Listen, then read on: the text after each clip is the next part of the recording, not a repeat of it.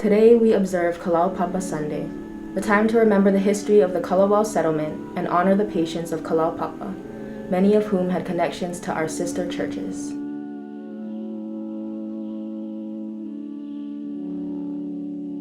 On January 6, 1866, the first of an estimated 8,000 people diagnosed with Hansen's disease, also known as leprosy, 90% of whom were native Hawaiian, were exiled to Molokai's remote Kalaupapa Peninsula. Hansen's disease was one of the many diseases introduced to Hawaii's population by foreigners who came to the islands in the 19th century. The native Hawaiian population, which had no immunity to these diseases, was decimated.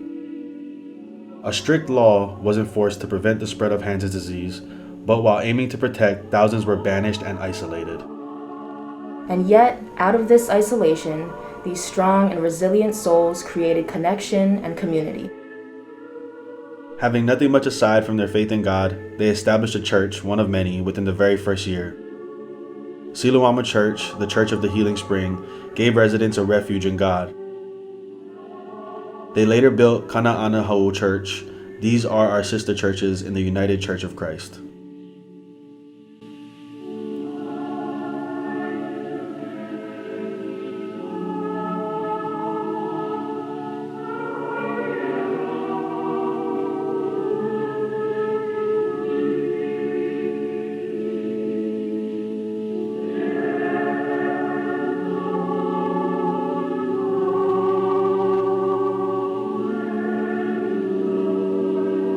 The quarantine law was lifted over a century later in 1969, but many patients chose to remain in Kalaupapa.